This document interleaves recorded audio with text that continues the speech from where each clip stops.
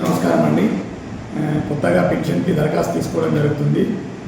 యనమల రేవంత్ రెడ్డి గారు తెలంగాణ రాష్ట్ర ముఖ్యమంత్రి వర్యులు నారాయణఖేడ్ శాసనసభ్యులు సంజయ్ రెడ్డి గారి ఆదేశానుసారం ఈ రోజు నుంచి వితంతు పెన్షన్స్కి, అదేవిధంగా ఒంటరి మహిళలకి, అదేవిధంగా హ్యాండిక్యాప్డ్ ఎవరైతే ఉన్నారో వాళ్ళకి సంబంధించిన డాక్యుమెంట్స్ ఏవైతే ఉన్నాయో వితంతు వాళ్ళకైతే ఆధార్ కార్డ్, అదేవిధంగా బ్యాంక్ అకౌంట్, రేషన్ కార్డ్ మరియు voter ID card, income certificate, మళ్ళీ భర్త చనిపోతే భర్త సంబంధించిన డెత్ సర్టిఫికేట్ ఇవి తీసుకొని, ఇన్కమ్ సర్టిఫికేట్ ఒకటి ఇవి తీసుకొని గ్రామ పంచాయతీలు ఇవ్వగలరు.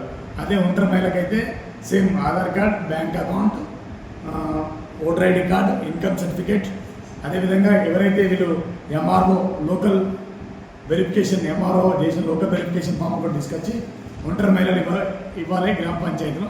అదేవిధంగా ఇది హ్యాండిక్యాప్ సర్టిఫికేట్కు సదరం సర్టిఫికేట్, యూడిఐడి కార్డు, అదేవిధంగా Aadhaar card, bank account, ration card, voter ID card, income certificate ఇవన్నిటికీ ఫొటోస్ అప్లికేషన్ ఫామ్ ఇవి తీసుకొని వచ్చి గ్రామ పంచాయతీలు ఇవ్వగలరు.